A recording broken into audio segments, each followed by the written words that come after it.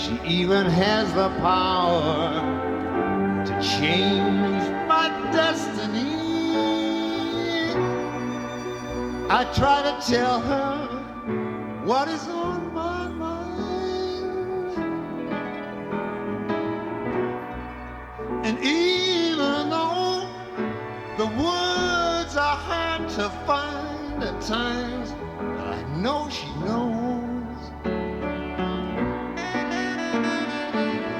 And when she comes to me, it is as though I knew the earth and she knew falling snow.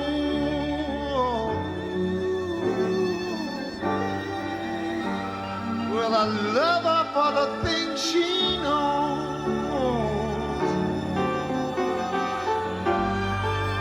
She gives me wings with all the things she knows.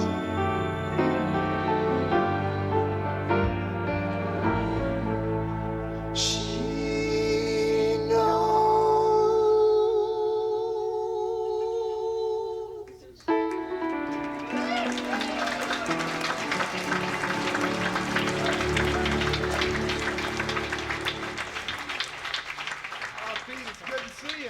Good to see you again, Rick.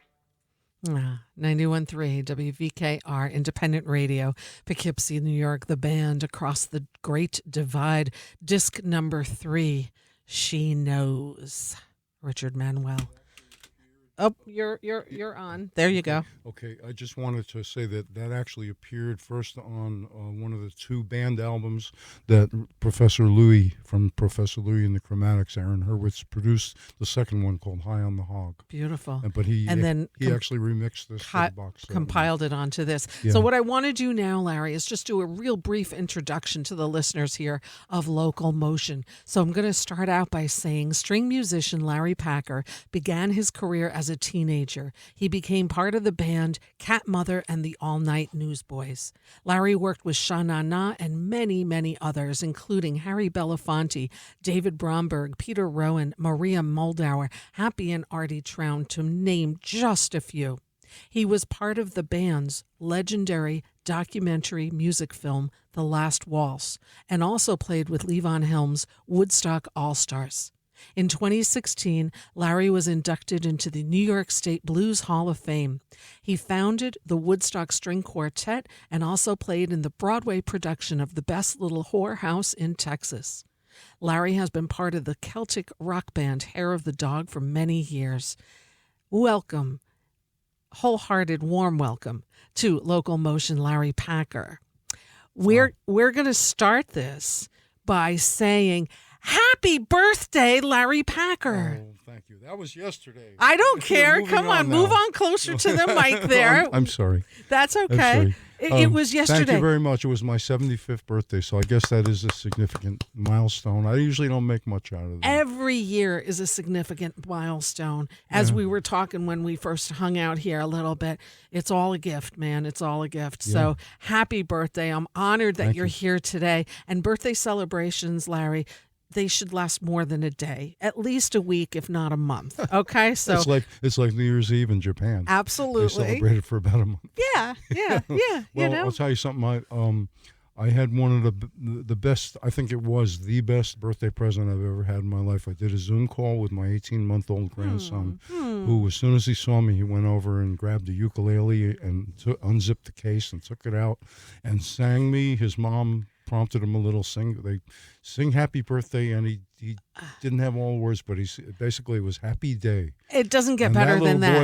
boy looking at that little guy, Yeah. Just, It's like your heart melts. Yeah, exactly. Yeah, so absolutely. that was I think that was the best birthday present I've ever received. I think I can Jackson imagine. Winter Packer, Jackson. Oh, Winter Packer. well, He's, that's really sweet. I'm glad. yeah. Yeah. And thank you for being here in person, taking the time out of pleasure. your day and just to be here. So it's an honor. Gosh, I think we could really do a 3-hour show and still not cover everything that Probably. we got to do. Let's go back in time a little bit. Okay. And I always like to do this. This is your life, Larry Packer. And just start by saying, where'd you grow up? I grew up in Clifton. I was born in New York City in 1948, and I grew up in Clifton, New Jersey, which is about 12 miles Yeah, probably. yeah, as a right crow flies. right Yeah, across the way. yeah. I understand you started playing music early. What was your first instrument? The violin. Uh-huh. Yeah. Why did you pick it out? Did you Well, choose it? I knew there was a violin in the attic, and that violin had been given to my dad as a present by a relative of ours who was the actor Paul Muni. Wow. When he was in New York on Broadway doing Counselor at Law, he came out and visited the Packer family, and he bought a fiddle on a push cart. It wasn't a very good fiddle, but he gave it to my dad. My dad loved music. He never really played. But So- when we got to be 9 years old, they had a public school music program, and they gave us choice of an instrument. And you chose the violin. Did you have private I lessons did also? have private lessons. And in that respect, I was extremely lucky because there was a man who I realize now he was in his 70s, and I was 9 years old. And his name was Anthony Sinigagliano. And he had been sent to America by himself on a steamship when he was 9 years old to have a better life in America. Wow. And was living with like a dozen other people in a tenement. And he kept on seeing a violin in a window, and he saved up his whatever he earned at the job that he had. He bought the violin, and he went up and knocked on the door of what they call the Institute of Musical Art, which became Juilliard School of Music. Wow. And the guy who opened the door was the guy who wrote the first violin scale manual that I played out of. His name was Henry Schradjek. Bigger beard than Garth Hudson. Big beard like Brahms. My teacher said he opened the door and he looked down and he said, "What do we have here? A little Paganini." And he scooped him up, and a week later he was living in the house. Amazing. And Amazing. So you started out playing classical, Absolutely. obviously. Yeah. Absolutely. That lasted all through school? No, till I think till I was about 13, 14 years old. And I had started to play the guitar and was getting interested in other kinds of music. He was a great violin teacher. What were you listening to back then in your teenage years? I was originally, I was listening to the radio, so I was listening to, Purple People Eater and, Bikini, whatever was on the radio, Right, from New York, and Elvis, and, and Jerry Lee Lewis, and whatever was on the radio. So I was hearing it, and when I was coming from a violin lesson when I was about 10 years old, a couple of black girls surrounded me while I was walking down the street with my violin case and sang "Hit the Road, Jack" in three-part harmony like the Raylettes. Wow. And that changed my life. Really? And my teacher always made a point of saying, you always want to sound like yourself. You can imitate someone to learn something. Sure. And the other thing is, he would say, don't let anybody tell you that jazz is not an art form. And he would talk about Louis Armstrong. It was just a great. He taught me how to teach myself. And he was actually he ended up as a teaching assistant to Leopold Auer, who was the teacher of Jascha Heifetz, Nathan Milstein, and Misha Elman. Wow. And he had a picture in his studio, and it said, "Had you come to me earlier, you would have been my greatest student." Now, this is a guy who lived in the Elks Club building in Passaic, New Jersey, and ate one meal a day of spaghetti. And he was a wonderful guy. And when he first started teaching me, he took the bus from Passaic, New Jersey, walked up this big hill, and gave me my first violin lesson with one of my grandfathers present. Wow. Yeah, he was a great guy, and he took me to Carnegie Hall to see some of those great violinists. Sure. When they were in their prime, or they were, I saw Misha Elman's last recital at Carnegie Hall. Man. And my dad and I went to see Yehudi Menuhin and his sister Hepzibah, and Wow. so there was always that in my first. I had 78 records that belonged to the family. Yes. And the first thing I heard was Brahms's Hungarian Dance No. 1 on one side of a 78 Jascha Heifetz. Wow. And Ave Maria and Fritz Kreisler and Enrico Caruso, And I had an uncle, after my fiddle lesson, I would go and sweep the floor at my dad's floor covering store. I had an uncle who had a seat in the Metropolitan Opera for so many years that when they built the new house at Lincoln Center, they gave him the option of having that seat, which was row A, seat 1. And we would listen to the Milton Cross, WQXR Met broadcasts, after after the fiddle lesson, I'd be sitting there, I don't know, sewing carpet and sweeping the floor, and listening to stories about the Cossacks riding through town back in the old country. So, as a teenager, here you are being exposed to all this great music, but also growing up in a time of In great America. boom Absolutely. of music exploration of what's going on. Absolutely. Talk to me about Greenwich Village and how you even heard about it and found it. I had two older female cousins. In fact, it was my uncle, the opera fan's daughters, and one of them was my age, and they, her older sister turned me on to Dave Van Ronk, Odetta, John Hammond Jr. And in those days, I mean, when we were 9 years old, our parents would drive us out to Route 3, put us on the bus, and we'd go to the Port Authority and get on a subway and go out to Coney Island and come back in the dark and call our parents from the phone booth and wait to get picked up. Yep. Yep. So Those it was a different. Absolutely. It was a different time. Different time. And when I was in my, I don't know, 13, 14, 15, I would get on the bus, go to New York City, go to Greenwich Village, and go to the Gaslight Cafe where you didn't have to be old enough to drink. Yeah. Or conversely, in the summer, we'd stand outside the Night Owl on the corner of McDougal and 3rd and listen to the Lovin' Spoonful and John Sebastian, Fred Neil, Tim Hardin, and all that kind of stuff. Amazing. And I would go to see John Hammond. I shook hands with Mississippi John Hurt there at the Gaslight when I was about 15. Wow. And wow. something which John Sebastian had that experience too, and told me that if he hadn't done that and hung out with him, that his whole career would have been different. The trajectory would be different. Sometimes Absolutely. it's just being in that particular spot. Yeah, and I got to go to the Cafe a Go-Go and see the Muddy Waters Band with Otis Spann and Magic Sam and John Lee Hooker. Damn, I and wish Richie I was Havens older. was there every week, and the Blues Project and Danny Calvin. Nobody ever wishes they were older. I do, by like a decade, because I would have seen all of this. Well, but it is what it is. I was in the right place at the right time. Yeah, you were. Where you were. To do that. And then one day I got my first electric guitar. I was about 16, 17, and I went, at that point, John Hammond Jr. was performing with a trio, and he had a drummer named Charles Honeyboy Otis from New Orleans, and a bass player Herman Pittman, and a guitar player Adrian Guillory. And one day I said, can I sit in with you? And he looked at me and said, my SH? And I said, yeah.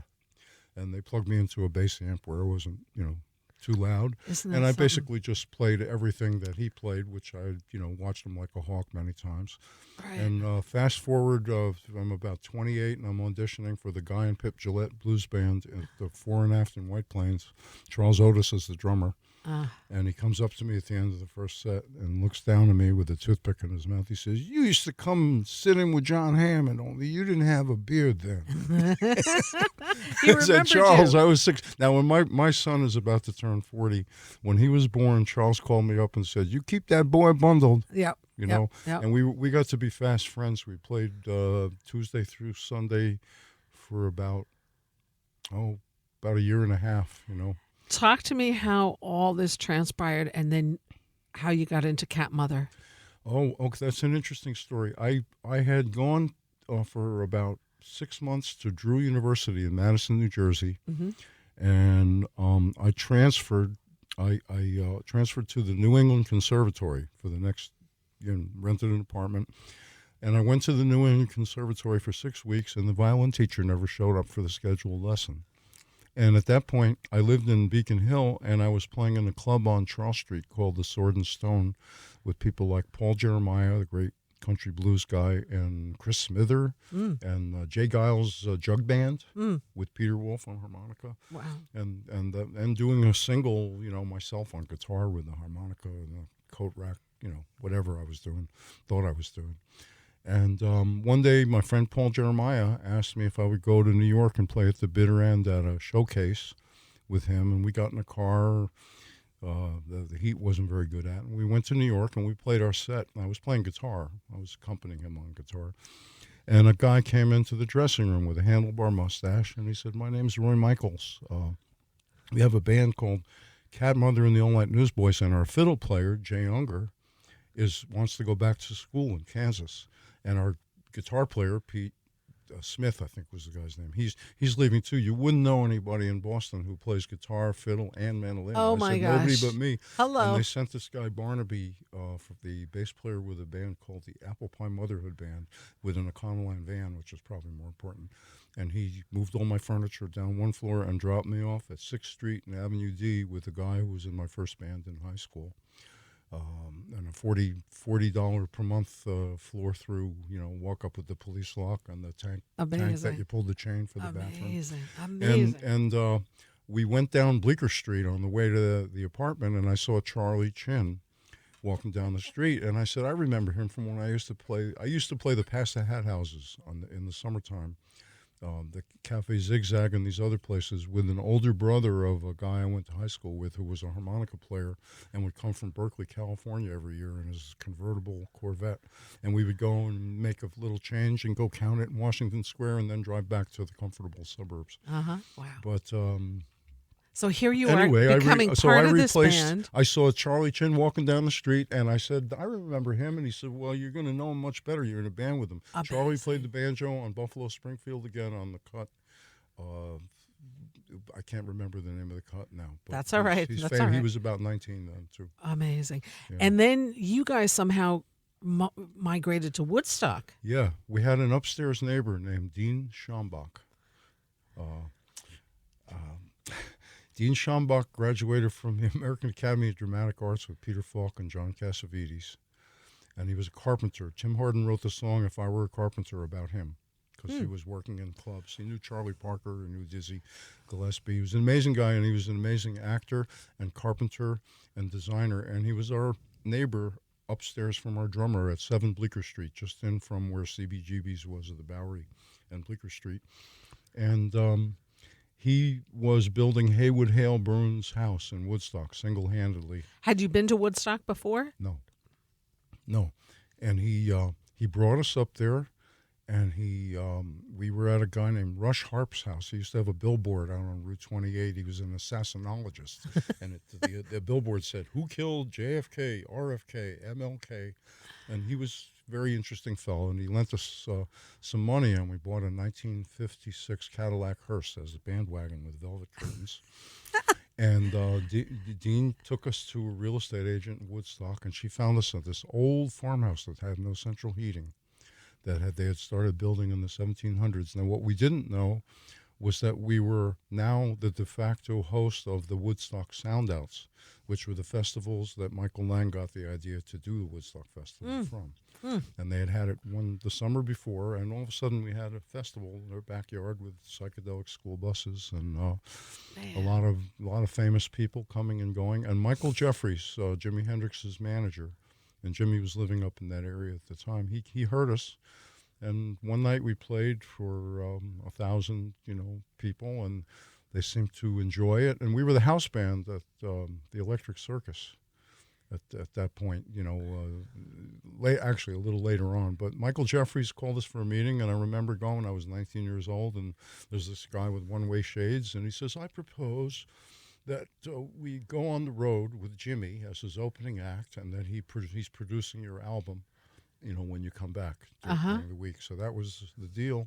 Next thing I knew, I was standing in Kansas City in front of 10,000 people with Albert Grossman and Michael Jeffries standing with their arms folded behind the stage, and that was the beginning. We were Jimmy's opening act for all of 68 and into 69. Dear Mother of God. Yeah, and he was, I think of him... I think of him as a friend. I mean, obviously he was a god as a guitar player, but... What did you first... I mean, sure, we all know him now, right? Everybody knows Jimi Hendrix. Sure.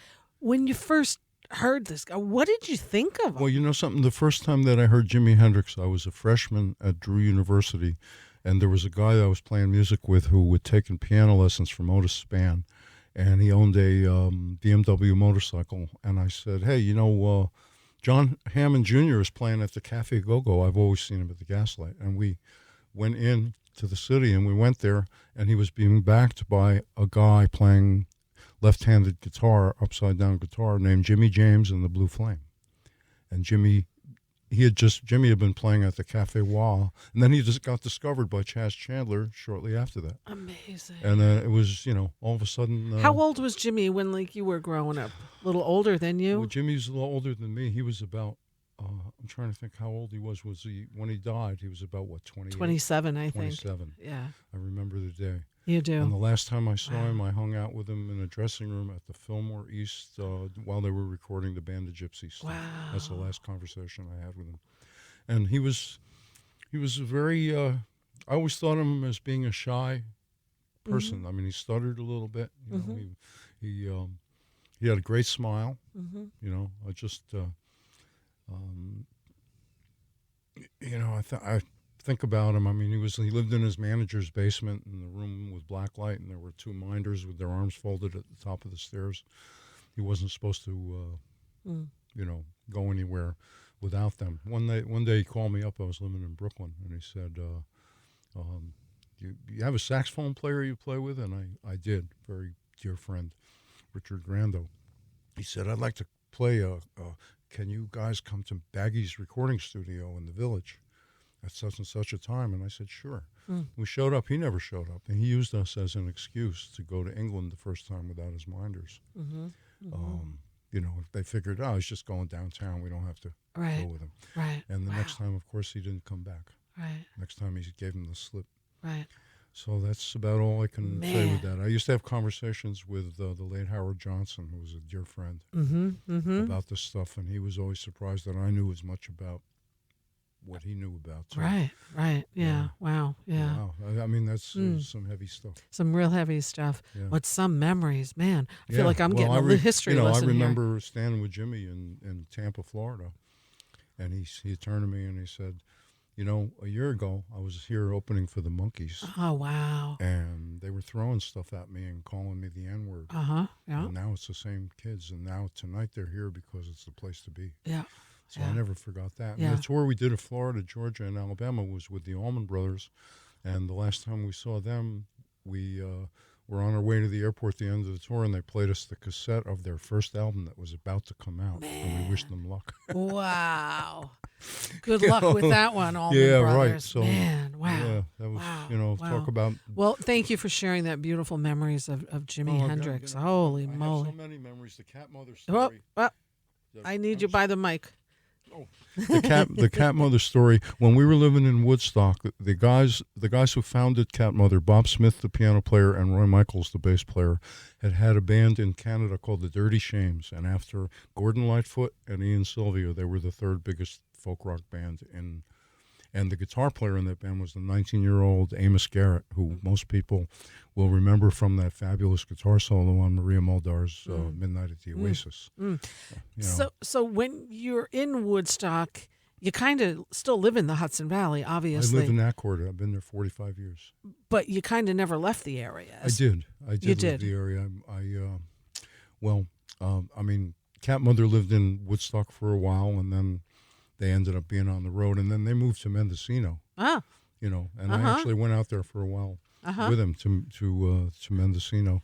That might be a good time to play one of these songs. This song is by Jay Unger, who rejoined the band, and Jay and I put two engines in the same Volkswagen bus in a 1-week period because we forgot to plug one vacuum advance hose. Put the second one in a little town in Pennsylvania, and then drove to Kansas and did a gig for a while, and then made it to California to Haight-Ashbury. And we got there. The Grateful Dead were recording the basic track for Casey Jones. Jesus. That's what we were listening to.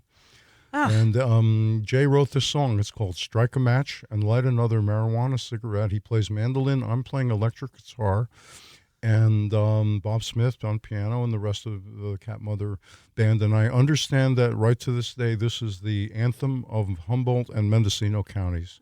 And I said that to Professor Louis yesterday when he called me to wish me a happy birthday. Aww. And he said, "Yeah, Larry, and now Ulster County, too." Yeah, exactly. Exactly. Let's take a listen to this here. We're going to listen to it right here, right now. Strike a match and light another. And it is 4:29, so let's take a listen. 91.3.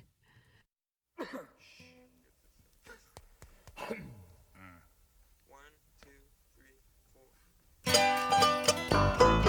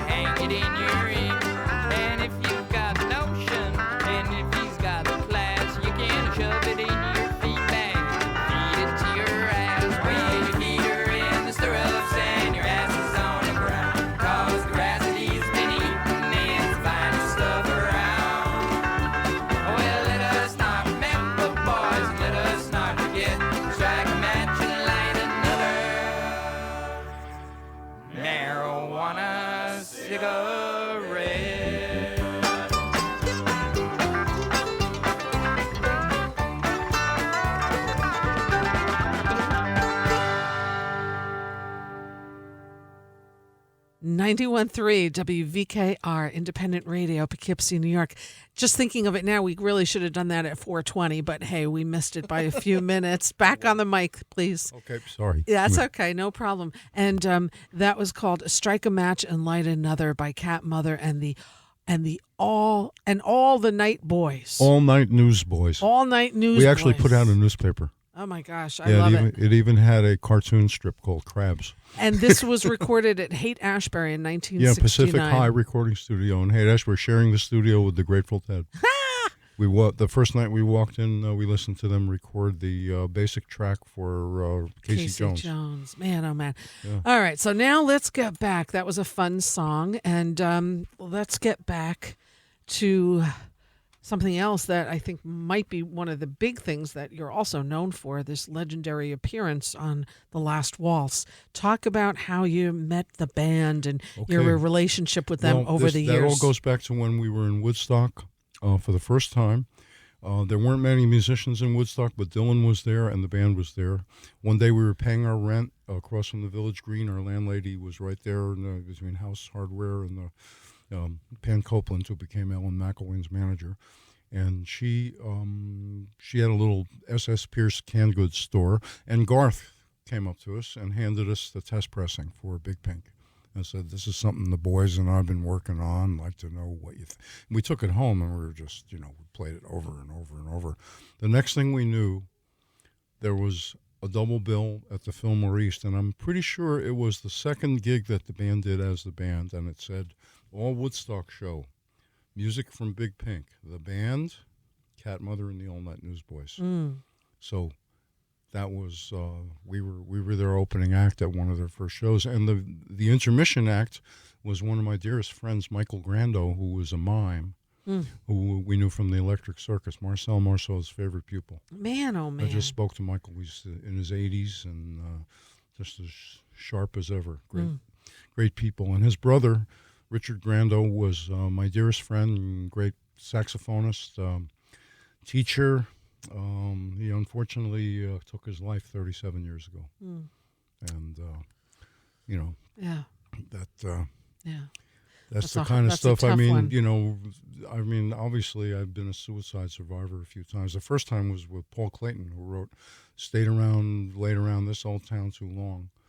And then I was still in high school. Wow. And we were hanging out at his house, and he told us to get lost for a night, and then I found out he'd electrocuted himself. Real. Wow. Yeah. That's a tough lesson to learn early. Yeah, It's something that you never get over. Right. You got to deal with it, and you got to, I mean, I saw Richard Manuel. I spoke to Richard Manuel 2 weeks before he passed. He passed at the Getaway. We were playing with Levon, and Richard came and played solo piano like she knows. And he came downstairs, and I can still remember the low ceiling and the coat hangers hanging on a pipe, and just telling Richard that I really enjoyed it, and him looking at me kind of like I was blowing smoke somewhere. Right. And I was thinking to myself, something's wrong. Something wrong. Right. And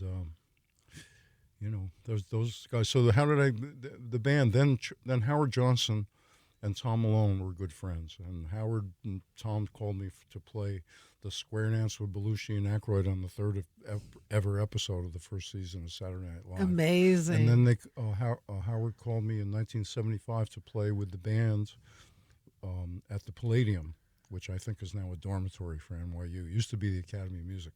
I saw the Rolling Stones' first American show there. Really? When I was in high school. Yeah. Wow. Yeah, in the afternoon on a bill with the Blues Project with Danny Kalb and those guys.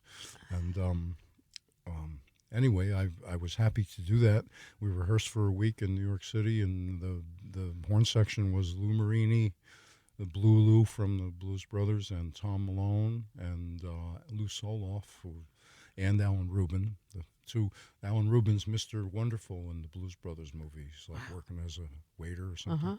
And so I played with all those guys, and we played the gig at the Palladium. And then Howard called me the next year to play The Last Waltz. Wow. And I flew out with Howard and Tom Malone. Tom was my roommate. And what did you know it was going to be what it is today? Well, we went out and we stayed in the Shangri-La recording studio in Malibu for about a week. And actually, I ended up recording with Garth and Tom. There's a tune called Islands on an album of the same name, and I think it's, besides the theme from The Last Waltz, it's the only instrumental that the band ever recorded. And I ran into Tom and Garth on the way to the studio at 2 a.m, and they said, you want to come and play? And I went in there, and Tom played alto flute, and I played violin, and Garth put the chart in front of us, and he played the soprano. And I think they used it as the theme on the 11 o'clock news on Channel 11 PIX in New York for a while. Wow.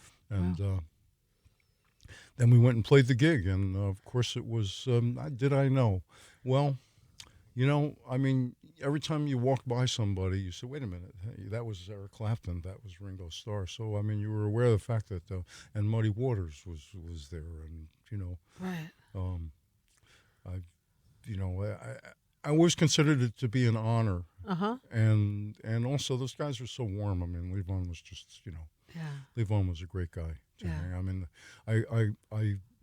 I was playing with Hair of the Dog for 23 years, and I would see Levon and Amy at memorial services for people like John Harold and Rick Danko and other people, and they would say, can you come and play this Ramble? And I said, Lee, I feel like an asshole, but Right. I've not played a Saturday night in 5-6 years, Right. And then one day the band leader, Rick Bedrosian, said, I realized we're not working next Saturday. I made a reservation. And I said, what's wrong with this? And somehow I got a hold of Larry Campbell's phone number, and I got a hold of him in Hawaii. And Jimmy Vivino and Larry Campbell were both there that night. Yeah. And I got to hang with Little Sammy, who I knew before Levon even knew him. I met Little Sammy at a food fair in Poughkeepsie. He was playing on the street. Wow. Wow. Wow. And we got to be dear, dear friends. I mean, the first time we met, my son was about 4 years old. And the next week, Sammy lived with the piano player Mimi and her boyfriend Midnight Slim, who was Sammy's guitar player, and in Port Jervis. And he would come to all these country gigs that we did with the Carl Richards country band. Carl has a closed circuit TV show, I think, Keeping It Country or something to this day. Wow. And Sammy would come and play with all these country bands, and we used to stand outside and laugh because he would, the man had boundless energy, and he would play with everybody, and he made all these country guys with the big belt buckles and the cowboy hats. He made them sound like they were in the juke joint in Mississippi. And the first week that I went back to work with Carl Richards, Mimi came up to me and handed me a belt buckle with a fiddle player with a cowboy hat. He said, Little Sammy bought this, and he said to give it to you. Oh, wow. And, I mean, Wow. I still remember. And we were on an ad for the Quickway Diner on cable TV that we never got paid for, and where they got the two owners, the Indian guys. Really? I'm Teak and I'm V, and they even put their picture on the label of the record we made. Yeah, yeah, it's Little Sammy. Wow. And, wow. Yeah. Sam was just, he was just a sweetheart, just a total gentleman, and one of the sweetest humans, and, inspiring guys to play music with that I ever met. That you ever met? And when I went to do that Ramble, I hung with Sammy the whole time, and then Lee came out, and I realized that Lee was doing chemotherapy and stuff, and I went to embrace him, and instead we kind of did a dance and maintained eye contact, and then he looked at me and he said, you and I have been friends for a long time. Yeah. And that's, that's something Yeah, that nice is something. to remember. Yeah. Wow. Yeah, I just saw Sandy. Oh, you Nice did? Talk. At Camp Cripple Creek for the second year in a row. Yeah, And yeah, she's, yeah. It's great. Wait, with Camp Cripple At Camp Cripple Creek. Creek at the By the Full Moon Weight, Resort, of which is course. the Weight. The Weight Band. Brian Mitchell and Jimmy those Weeder. guys, and Jimmy Weeder and Albert. Albert Rogers. Albert Rogers. Yes. Who was brought up here by another dear friend of mine named Steve Berg, who is the guitar player on the next cut that we're going to listen to. The personnel are Steve Berg on guitar, Garth Hudson on piano, Gary Burke on piano. Gary was, Joe Jackson's drummer for about 12 years, and Chromatics forever, and Rolling Thunder Review, and just about everybody else. Yeah, I mean, I met him. He was the percussionist at Radio City Music Hall in the early 70s. What a career Gary's had. Yeah, no, I mean, Gary's one of the greatest musicians that I ever had the honor of being associated with. Wow. And I'm Super listening, sweet Gary, guy. I love you, man. Super sweet guy. Oh. Gary, if you're listening, man, I've enjoyed listening to you and talking with you. You're a great storyteller also. for sure. So should we listen to that Yeah, now? why So not? this is off your solo work. Yes, this is off. This is on Woodstock Records. It was produced by Professor Louis Aaron Hurwitz, and we had arranged to begin the thing on a certain date, and it happened to be 2 weeks after 9/11. Wow. And I tried to get out of it, and Louis talked me out of it. He said, "If you don't do it now, so that's Never gonna this do is it. what we did the winter after 9/11." All right, so let's take a listen. This is Larry Packard's solo release called "Eye of the Sun." The track is called "Red Eagle." Yeah, and let's that's take a my listen composition. right here, right now. Oh, and Tom Bones Malone from the Blues Brothers and the arranger in the Letterman Show and Saturday Night Live. He's playing alto flutes on this. Okay. I love it. Yeah. Larry Packer here on 91.3 WVKR Independent Radio, Poughkeepsie.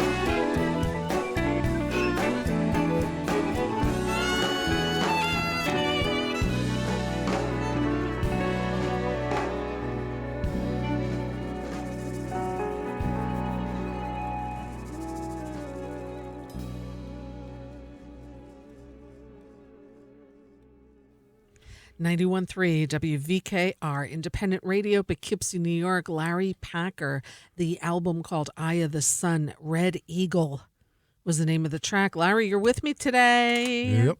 Nice in person. I love this. I love this.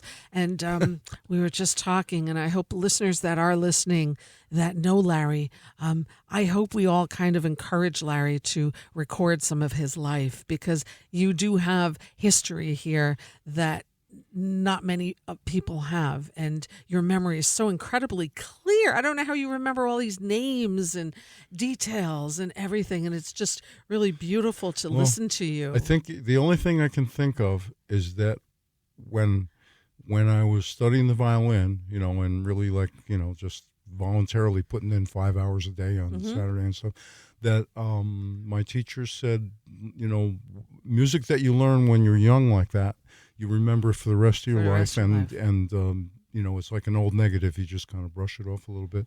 And I memorized a lot of music. I memorized, big chunks of the Beethoven Violin Concerto, the Mendelssohn Violin Concerto, the Tchaikovsky, the Bruch, the Paganini Violin Concertos, the Bach Solo Sonatas and Partitas, and I was going through the real stuff, and I'm still doing that. I still wake up and play Bach like on a silent fiddle, so I won't bug anybody. How many fiddles you got? How many violins? Oh, I have a few, but about during the pandemic, I engaged a wonderful guy named David Wiebe, Wiebe, whose wife is Sue Lipkind, Lipkind. She's a famous maker of bass bows. If you know Lou Pappas, the bass player. Yeah, sure, of course. Who was Eddie's bass player. He has one of her bows. Yeah. Lou Pappas was a teacher here. Yeah. He just played. I just saw him play Friday night. Well, he was Eddie Deal's bass player, and Eddie Deal lived at 34 Raymond Avenue for 40 years. Man, so that's my next thing, because we are here at Vassar,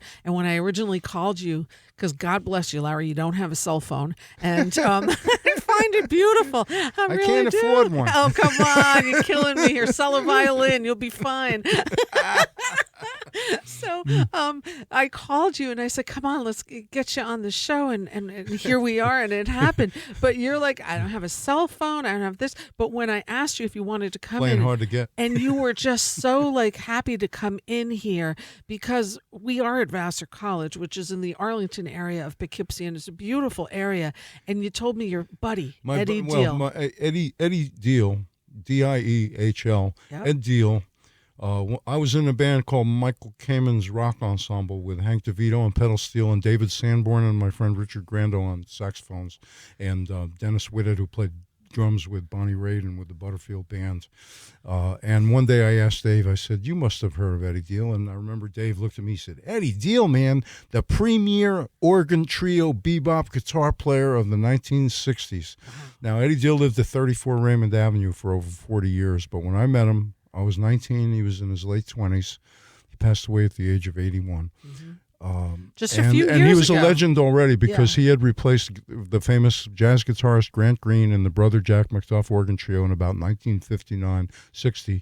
And then he was replaced by George Benson, who at that time, according to Eddie, was a 3 or 4 chord blues singer and guitar player. And Eddie spent 2 weeks in the hotel and taught him his first jazz changes. Wow.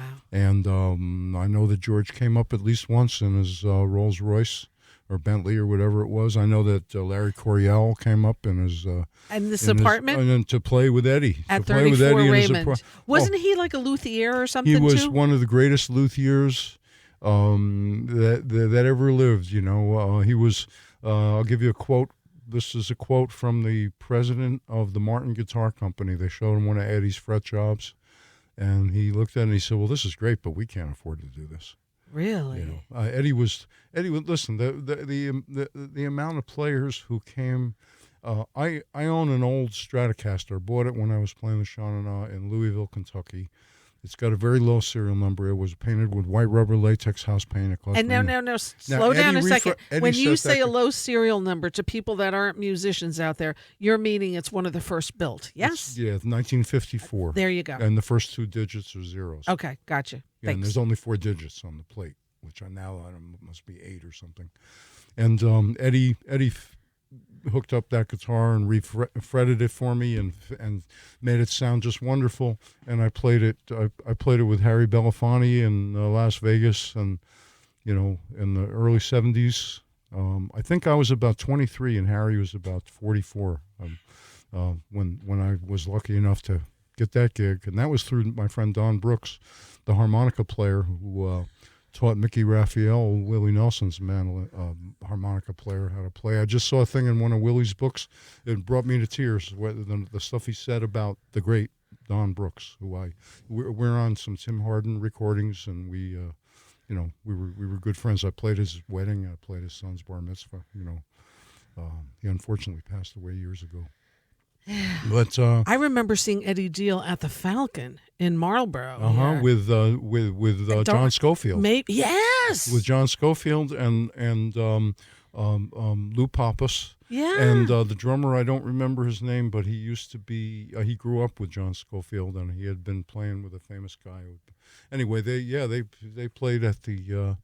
They played at the Falcon. I think Schofield was a surprise because they couldn't put his name out there, right? Yeah, because it would be too big, right? Yeah, they said they weren't, but everybody knew. But Eddie had some misgivings about the gig. I'm not going to get into that. But Eddie also played on Raymond Avenue. He played at the coffee place up the street here. Yeah. Sure, crafted. I used to go to the Beech Tree with him, and he was treated like royalty. And we'd go to have breakfast with Gus and Julia.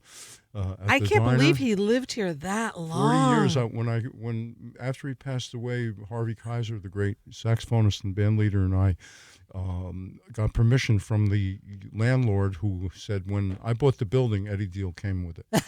See, now Eddie lived in New York City. When I first met him, he lived in Israel G. Young, the guy who ran the Folklore Center in New York. He lived at Israel G. Young's apartment above the Folklore Center, where Eddie ran the repair bench. It was like a mecca. You would go there and you'd walk up and John Fahey would be there listening to Eddie play the guitar. Or I'd go up there and Steve Goodman would come up, another dear friend, and say, can you come do this record? Can you come do that? Or you just, I got to listen to a rehearsal with Eddie and Sam Jones, who was Cannonball Adderley's bass player, just me on the fly on the wall with those two guys. Wow. And I used to accompany Eddie to Harlem to play with some of the greatest organ trios that there were, with Boo Pleasant, lady who sounded like Billie Holiday and played the organ. I'm sorry he's not here anymore. I would have had him on my show. We're all sorry. I would have could have walked down here, and we're he here. The Vassar campus was his nature. This man, helped me. This he helped campus me install is my amazing. first wood stove in Greenwood Lake in 1970. Well, he obviously was very handy. I mean, if he was a luthier and just knew how to do things with his hands. He was a craftsman. Yes. Of he never built an instrument, but John Sebastian would bring him I remember John calling me up like 35, 40 years ago. Said, "Do you have Eddie Deal's phone number? I have these instruments." And he worked on Happy's instruments. He worked on everybody's instruments. Right. And everybody knew Eddie Deal. On the internet said nobody does a fret job like this guy. Wow. He was one of the most brilliant individuals that I ever came in contact with. He was brilliant. He was an autodidact. Who did you know who would read the Saturday Night Review of the literature and then write annotated things in the margins and then go over it and review it years later? Yeah, genius level. Oh, he was an absolute genius. He was a painter. He went to the Art Students League. He had solo shows, paintings in New York City in the 60s.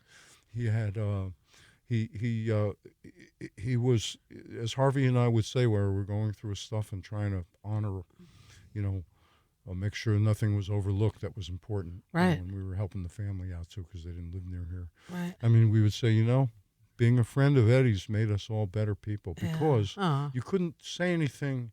You couldn't say anything and just offhand or be anything to say clever, because Eddie would call you on it. And he would expect you to, justify what you had just said or, anything else. I mean, anybody who knew Eddie knew that he had a reputation as being caustic. I introduced him to Steve Rust's father, Howard Rust, once at a gig. He was helping me build my house. And I said, "Howard Rust, this is Eddie Deal." And Howard said, "Oh, don't let your deal go down." And he said, "Oh, okay, don't let your Howard rust." Oh, my God, that's hysterical. Oh, how about it's Saudi duty time? That's awesome. Oh, my gosh. He was quick-witted also. He would love to pun. Yeah. He would love to pun. Larry. Is it over? It's almost over. Oh, man. Oh my God. Oh, God. We got to do it again. We're going to do it again because there's too many other stories. There's more I stuff think, I'd like to play. Too. Yeah, I think we definitely will have to do that again. I also want to say that you're playing out live this Sunday, October 1st in Woodstock I'm playing at with Colony. Eric Swindo, your friend Eric Swindo. He's got a bunch of people, and they're going to do The Brown album. The Brown album by the band, which has Rag Mama Rag and Whispering Pines, among other things. And, Yes. it's at the Colony.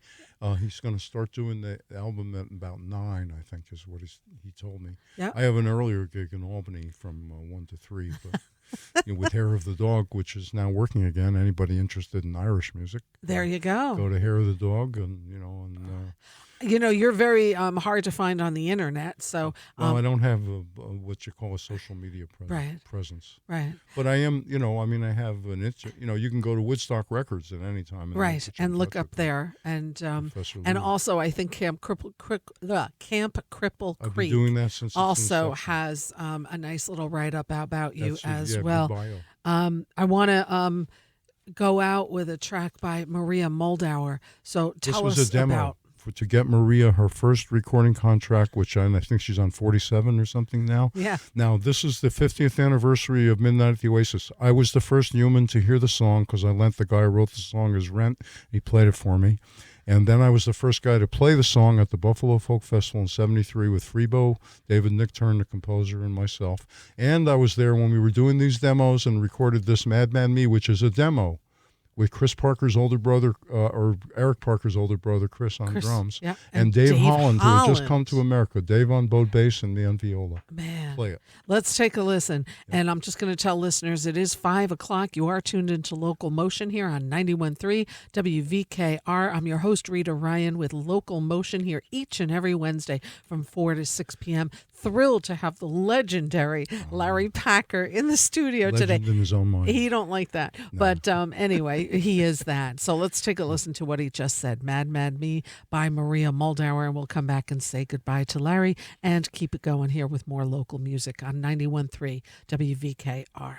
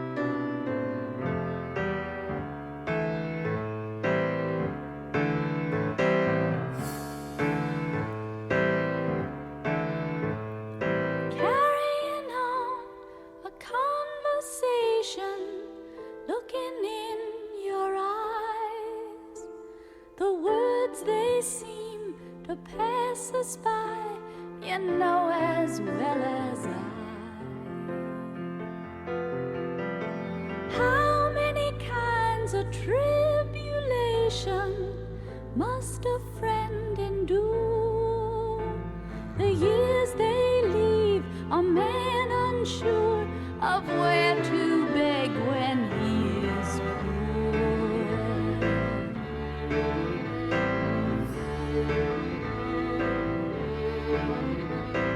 Whoa, baby, how I love you, mad as I think you are. Guess you think I'm crazy too, but mad me, I love you.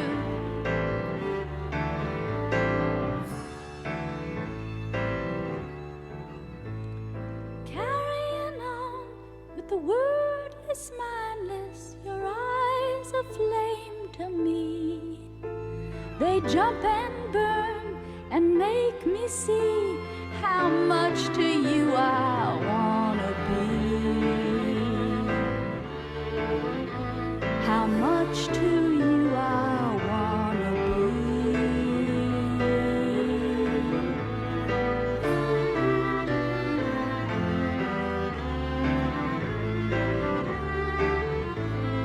Whoa, baby, how I love you, mad as I think you are.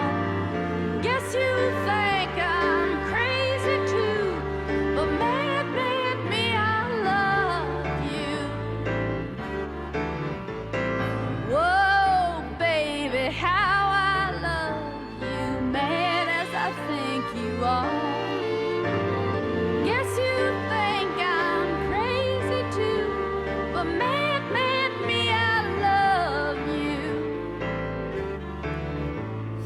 Mad, mad me, I love you.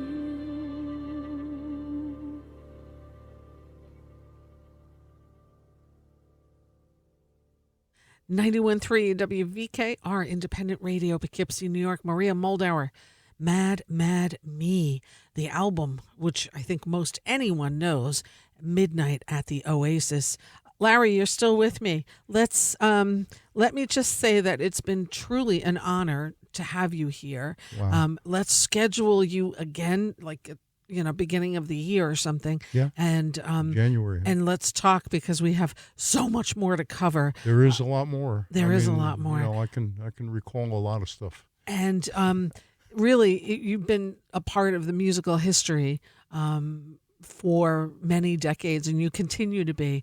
And it's so cool. You're still out there. You're playing. You're doing your thing, and you really still seem to really be enjoying it. I am. I'm having a ball. Yeah. Yeah. I really am having a ball. I mean, I did the Southern Adirondack Musicians Relief Fund thing up in North Creek this weekend, and I played about 8 or 9 hours with a couple of different bands, and it was so much fun. Oh my gosh! Great musicians, and some people, Brian Melick, the drummer, I've known him for 50 years. Amazing. Yeah, it's great. I do want to thank you. It really is an honor to I wanna have thank you here. Yeah, God bless you. Thank you. And I really appreciate it's being on the show. so much fun, and thank you Thanks for for having gifting. me. You're welcome. It's my pleasure and honor. Thanks for gifting me these CDs. I can't wait to go through them and enjoy. listen them. Enjoy. And it's just been really, really great. Again, a very happy birthday to you. A day after, but it's still I'm your already birthday. planning next year's party. Awesome. I hope I'm invited. I want to come. Well, I haven't given a birthday party in the last 30 years. Well, I think it's about time, Larry. Yeah. And I also really hope that you do consider writing your memoirs or recording them in some way. You've made me see that it might be important. It is, and I think your I son never and your want to take myself too seriously, but then I realized, well, wait a minute. I mean, I used to ask Tom Malone, why should I write a book? And he'd say, well, because you were there when all this stuff happened. It was the period. You're like a fly on the wall. Yeah, and you remember. It's history. I said it to you off air. Whenever I have Happy Traum on, I always feel like I'm getting a history and folk lesson. He was there. And the same with you. Today was a history lesson for all of us that love music, that know music, and just want to learn more. So you're a teacher of music and a hell of a player of music. And it's been a great joy. Trying to keep my chops in order. You made my week, not just my day. You. So thank you for being here. I'll let you stay with me while I start off the second hour here of Local Motion. As many listeners that listen to the show know, the hour where I don't have a guest, I always start off by paying tribute to the late Tony Falco from the Falcon in Marlborough. He passed away October 27th of 2021. We're coming up on 2 years. He left many things, one of them being a really cool playlist. And I take a track from that playlist each and every week, and I just play music. And just for a few minutes, it allows me, hopefully you guys, to just reflect, whether you knew Tony or you didn't. It's just a few minutes to take a pause. I'm still learning about new music from Tony Falco by listening to this playlist. So I hope that you are too. Let's take a listen to this right here, right now, by Dick Stusso on 91.3 WVKR. And again, a huge thank you to Larry Packer. And stay tuned. We're doing a pair of ticket giveaways in about 10-15 minutes. And right now, this one's for Tony. 91.3 WVKR.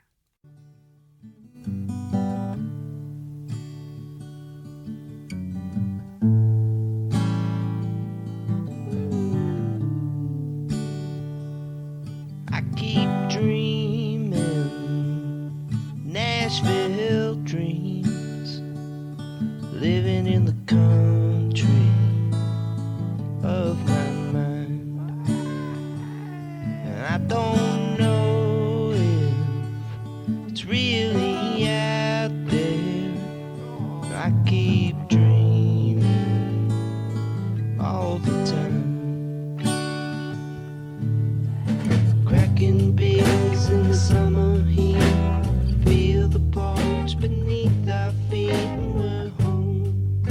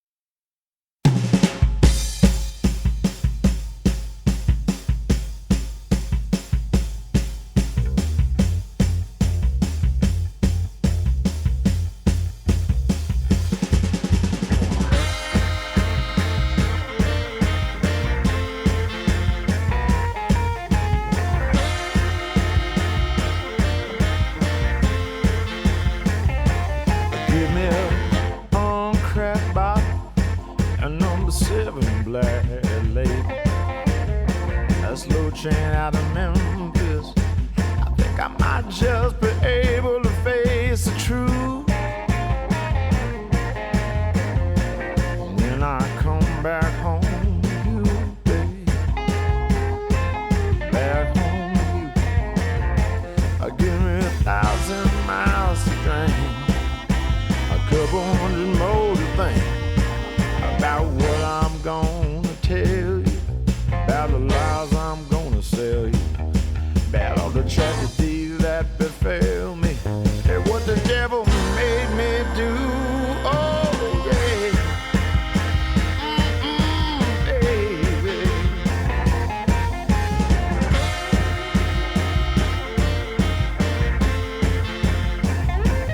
Give me a cup of 2 or 3 Percocets and a half an ounce of weed. I gotta get my mind frame set, all the things that you're gonna need when I face the truth. When I come back home to you,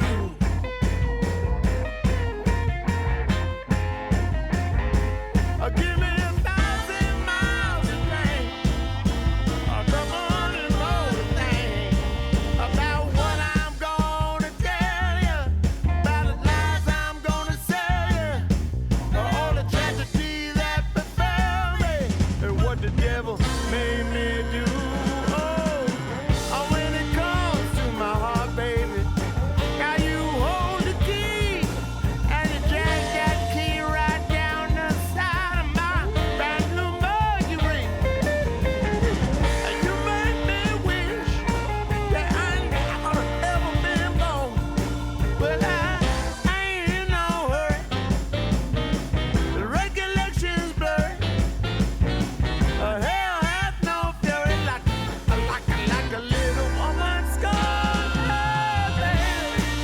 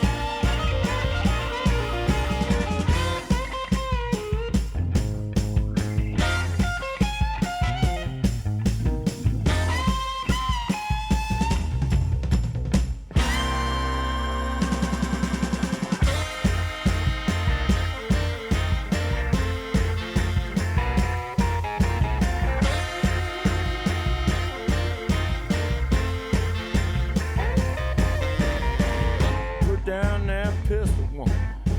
I swear that I can't change. But I regret all the time we spent down at the firing range. And now revenge is sweet, woman. I swear forgiveness is divine.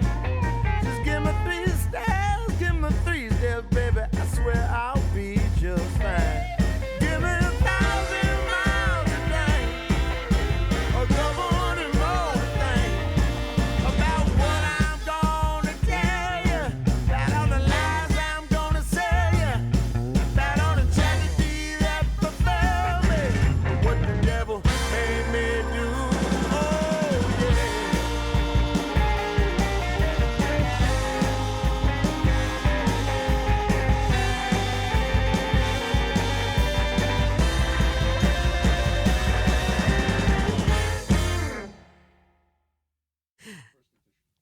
.3 WVKR Independent Radio, Poughkeepsie, New York. Chris O'Leary, the album called 7 Minutes Late, the track What the Devil Made Me Do. This was released on American Showplace Music in 2018. Chris O'Leary also has a new album out. He'll be playing tomorrow night at the Falcon in Marlborough. You never need a ticket at the Falcon. Just make a reservation by going to liveatthefalcon.com or giving them a call. Again, Chris O'Leary Band at the Falcon tomorrow. We started the show off as we do each and every hour where there is no guest by playing tribute to Tony Falco, the owner of the Falcon, who passed away October 27th of 2021. We heard Dick Stusso with Nashville Dreams. And yeah, and we're going to keep the music flowing here because we got a lot to get through. It's 5:15. Thank you today to my guest, Larry Packer, who's still chatting here with me off air, telling the good stories. And yeah, we're going to keep the music going here. The new Blues Project album is out. It's titled Evolution. They're going on a little tour. We're going to play a track of theirs right here, right now on 91.3 WVKR. And then after this segment of music, stay tuned. We've got 2 pairs of tickets to give away to the newest venue in the Hudson Valley called The Local. It's up in Saugerties, New York. And what we're giving tickets away to is to this Saturday's show, I'm Your Man. It's a birthday tribute to Leonard Cohen with Robert Burke Warren and friends. So stay tuned. Don't call yet. I'll let you know when to call, but just keep your ears locked right here to WVKR. I'll have 2 pairs of tickets to give away to that show. And right now, let's take a listen to new music by the Blues Brothers here on 91.3 WVKR.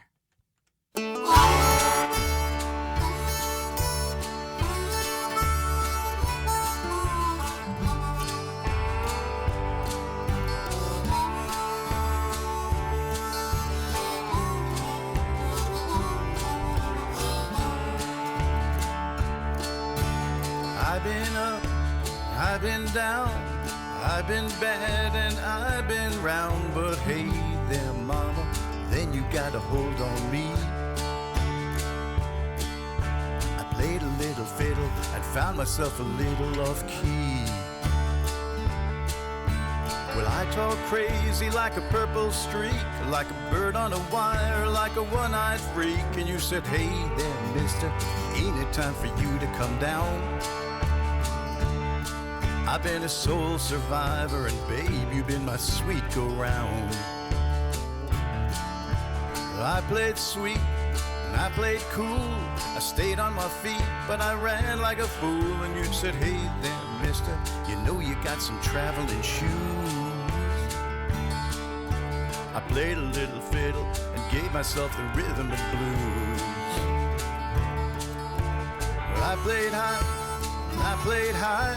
I played so good, I make a grown man cry. But it was you, pretty mama, you begin to settle me down. I've been a soul survivor, and babe, you've been my sweet go-round.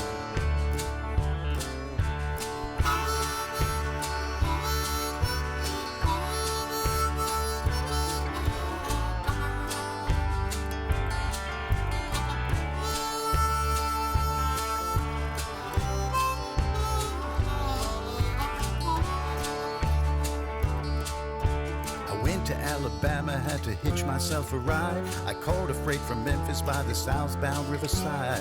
I began to holler when the sheriff run me down.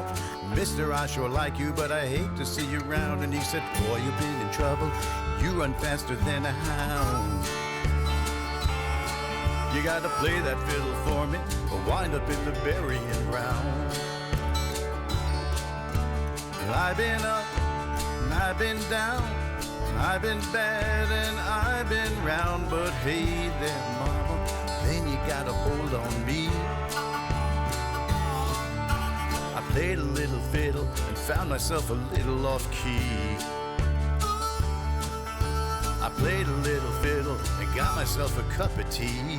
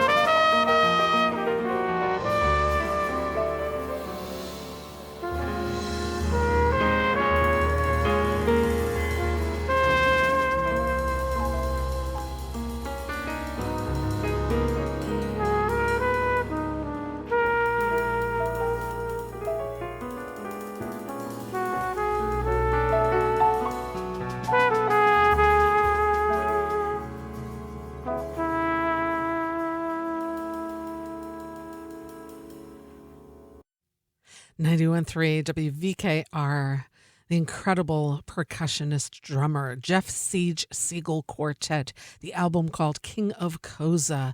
Special guests Faya Faku and Fred Berryhill. Jeff Siege Siegel plays with many different configurations, is also on staff here at Vassar College as a drum and percussion professor.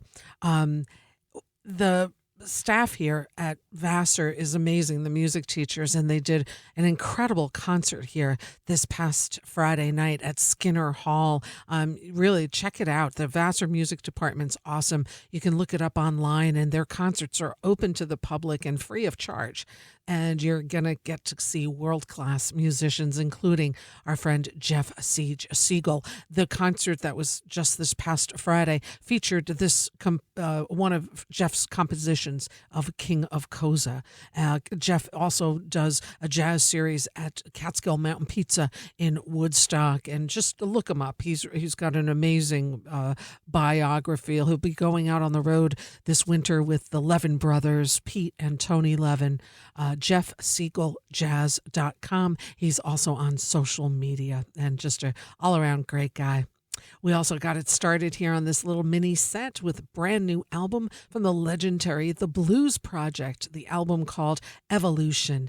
And we just heard the track, I Played a Little Fiddle. And the latest configuration of the Blues Projects is comprised of Roy Blumenfeld, Steve Katz, Scott Petito is on this recording, as well as Chris Morrison and Ken Clark, and a couple of guest appearances as well, recorded and mixed by Scott Petito at NRS Recording Studios in Catskill. Scott will be my guest sometime later on this fall. It's always a pleasure to have Scott Petito on. And Blues Project is going to be doing a little tour. They're going to be October 4th at the Catskill Mountain Moonshine in Saugerties, and October 8th they'll be at Cafe Lena in Saratoga. They're also going to be at the Iridium in New York. So check out the bluesproject.net website for info as to where their upcoming tour will be.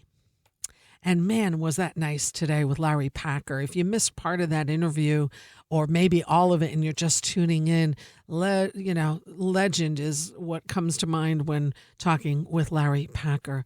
Wow. And the stories off air were just as good as the ones on air. Just amazing. If you missed part of that interview, I'll be uploading it tonight on our YouTube channel and our Facebook page, both under the name of LocalMotion on 91.3 WVKR. So I hope you subscribe and give a like to those pages, please, and just stay up with the amazing guests that we're lucky enough here to have on the show. Now what we're going to do is give away 2 pairs of tickets to two very lucky listeners, I should say. There's a great new venue that just opened in Saugerties. It's called The Local. I can't wait to see a show there myself. I've got one coming up soon. And so there's a good show happening there this Saturday night, September 30th at 8 p.m. It's called I'm Your Man, and it's a birthday tribute to the legendary Leonard Cohen with Robert Burke Warren and friends. Going to celebrate what would have been his 89th birthday, Leonard Cohen's 89th birthday. And Robert Burke Warren is a performer here from the Hudson Valley area. I believe this show is like super close to sold out. So if you would like to get to the show this Saturday, please be able to make it to the show. Don't just call to win tickets, but please really be able to go. The show is this Saturday, September 30th, 8 p.m. in Saugerties, New York at the Local. You can visit thelocalsaugerties.com for all the info about the wonderful lineup they've got coming up and the exquisite venue. It was an old church, then it was a daycare, and now it's a beautiful music and art venue. thelocalsaugerties.com.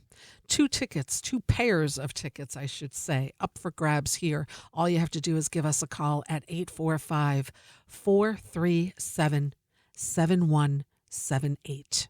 Again, the show is this Saturday, September 30th at 8 p.m. It's a birthday tribute to Leonard Cohen with Robert Burke Warren and friends. And the show is close to sold out. If you'd like to go, give us a call. We're giving away 2 pair of tickets. 845-437-7178. And let's play some music by the one and only Leonard Cohen here now on 91.3 WVKR. Again, the phone number 845-437-7178 for a pair of tickets this Saturday. 91.3.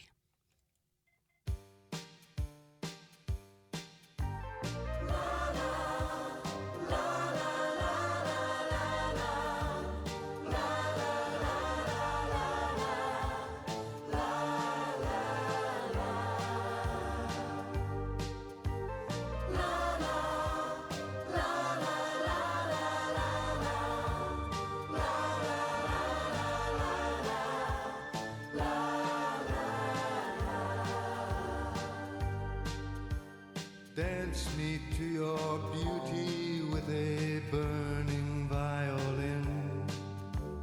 Dance me through the panic till I'm gathered safely in. Lift me like an olive branch and be my homeward dove.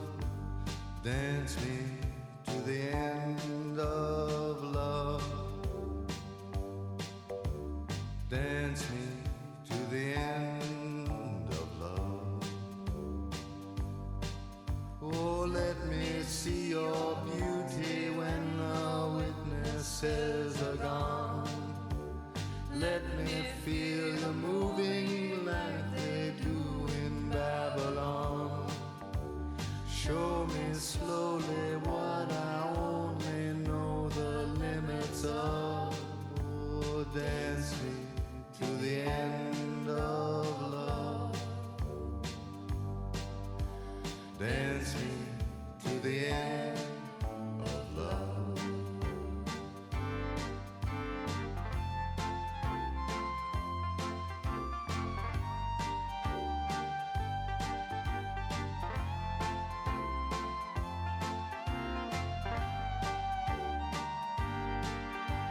Dance me to the wedding now, dance me on and on. Dance me very tenderly and dance me very long. We're both of us beneath our love, we're both of us above. Dance me to the end of love. Dance me to the end of love. Dance me to the children who are asking to be born. Dance me through the curtains that our kisses have outworn. Raise a tent of shelter now, though every thread is torn. Dance me to the end of love.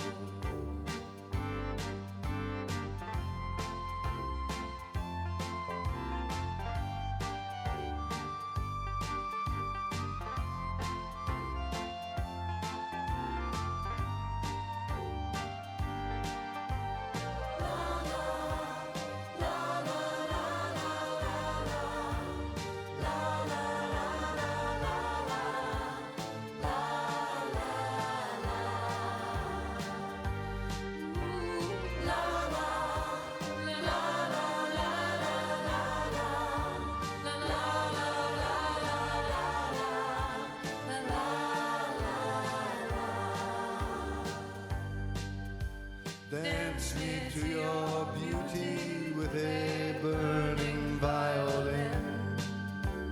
Dance me through the panic till I'm gathered safely in. Touch me with your naked hand, touch me with your glove. Dance me to the end of love. Dance me to the end of love. Dance me to the end of love.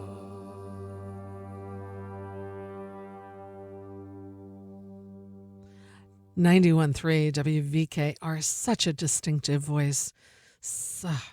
Leonard Cohen, the album Various Positions, the track Dance Me to the End of Love. Congratulations to two winners of each getting a pair of tickets. Congratulations to Michael and congratulations to Melissa, both of whom are going to the local in Saugerties this Saturday night to see I'm Your Man, a birthday tribute to Leonard Cohen with Robert Burke Warren and friends. I believe tickets are almost sold out, but always check their website, thelocalsaugerties.com. A great new venue. They've only done about 2 shows. As a matter of fact, tonight is the second one. So Saturday will be the 3rd show ever at this venue, and it's an extraordinary venue. We're going to have the owners of the venue on in a few weeks, so stay tuned for that.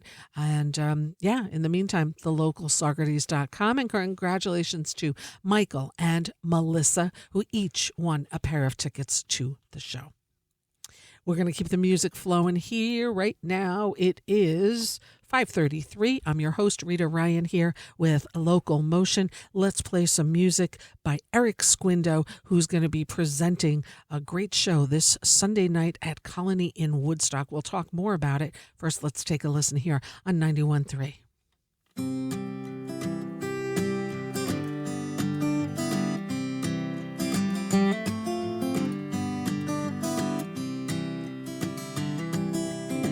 Clothes on the line, won't dry, it's raining. Don't complain, you could use a little time. Think how fresh and clean your finest threads will be when you go out tomorrow night. Down to the banks, a weighted water, a dirty joint where the banjo pickers play. They get you loaded on sugar-coated love. Dancing shoes carry you away. And tears can be washed out of pillows. Sunlight fades away the stain, and you won't need your heavy coat anymore.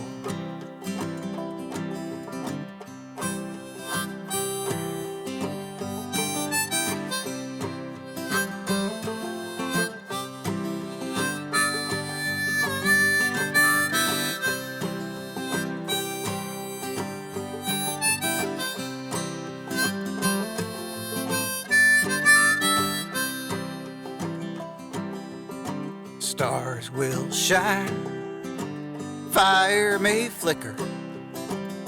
Stoke the coals, let the dry wood all run out. Put your fuzzy slippers on, sing an old-time Carter song. Wind is gonna blow your blues away. And tears can be washed out of pillows. Sunlight fades away the stain, and you won't need your heavy coat anymore. And tears can be washed out of pillows. Sunlight fades away the stain, and you won't need your heavy coat anymore. You won't need your heavy coat anymore.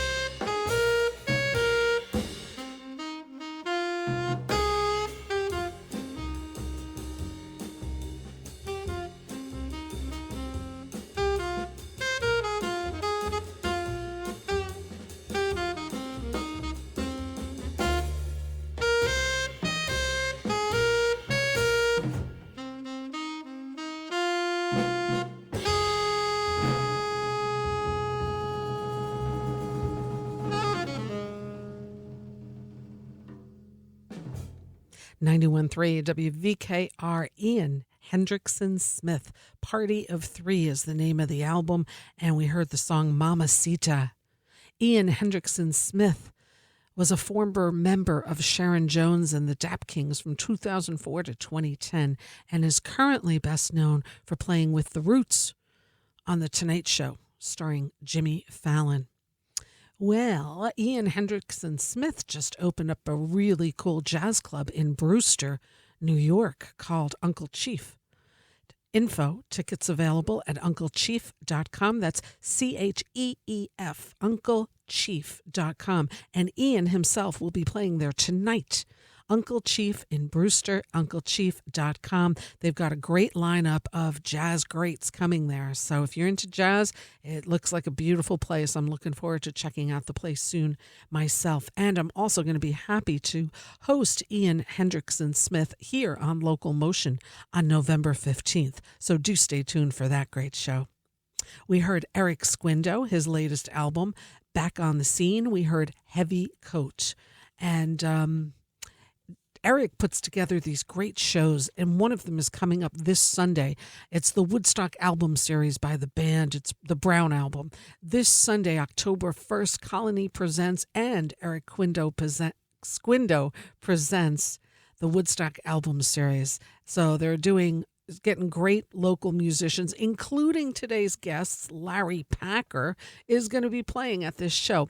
Tickets and info available at colonywoodstock.com. Again, that's happening this Sunday night. And again, you get to see Larry Packer there as well. So it's 5:42. I'm going to play another track, and then we'll move on to musical happenings. And again, congratulations again to today's ticket winners.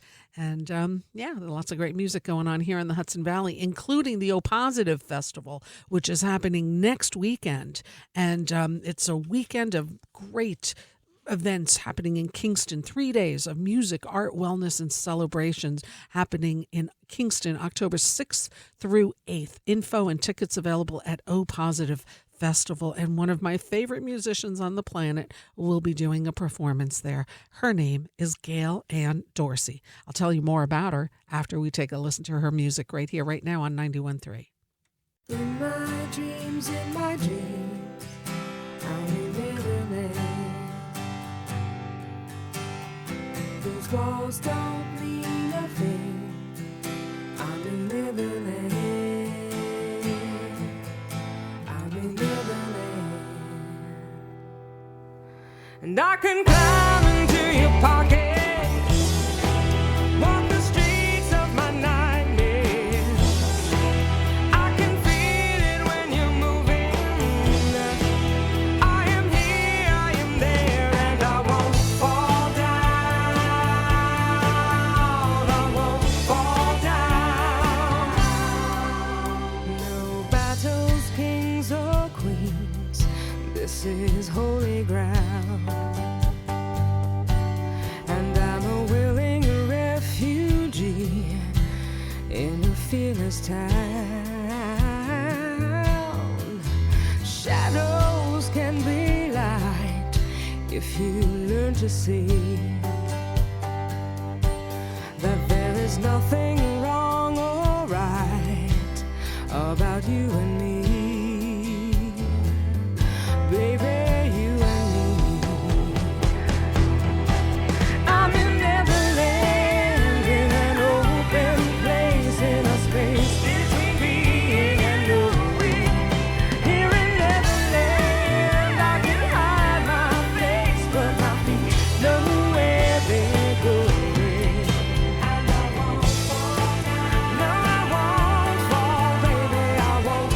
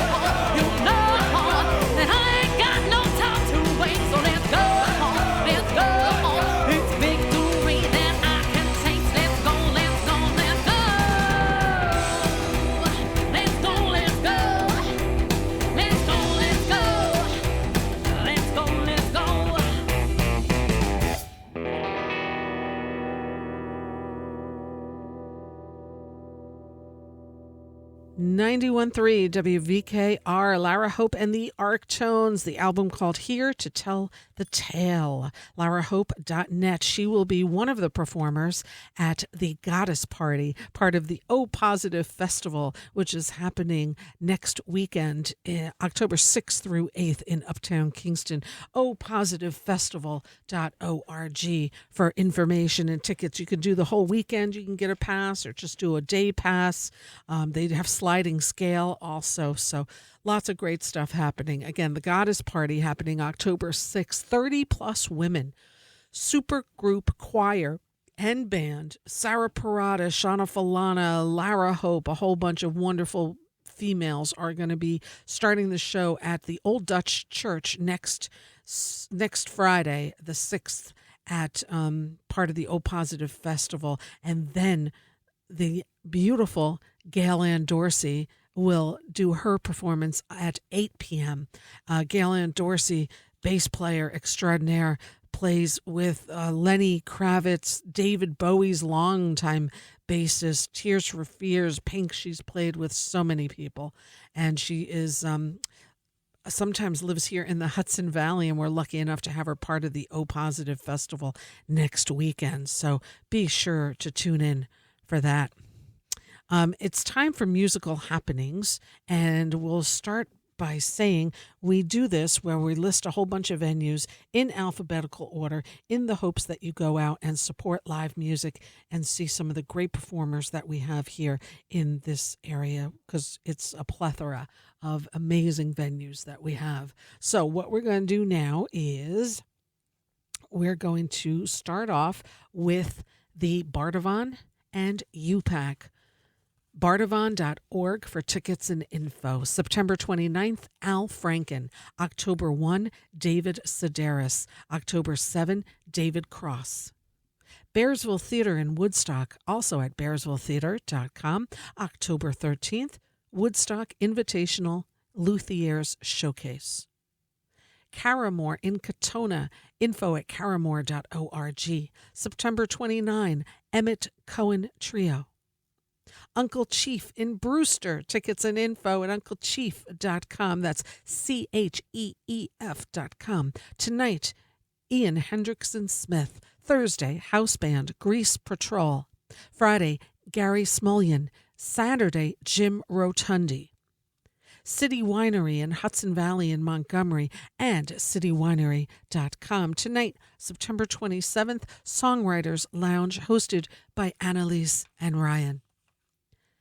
Colony in Woodstock and colonywoodstock.com. Please visit the website to get all the listings for the beer garden.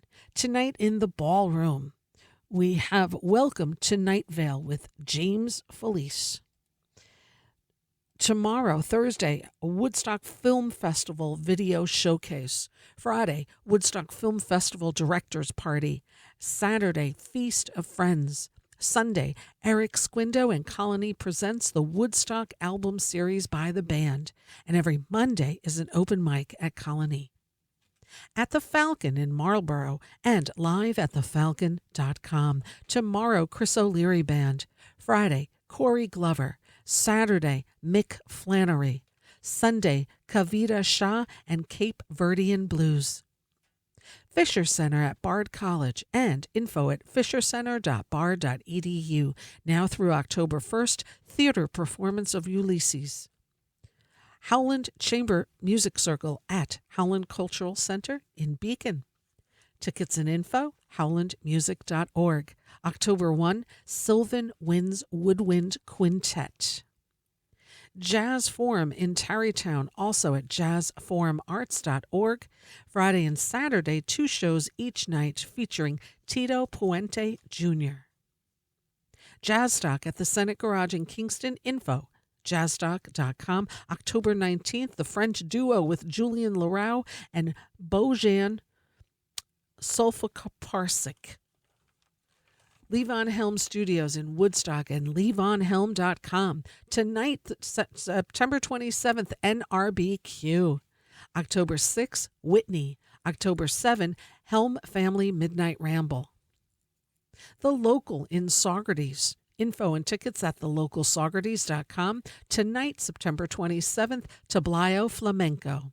Saturday, September 30th, I'm Your Man, birthday tribute to Leonard Cohen with Robert Burke Warren.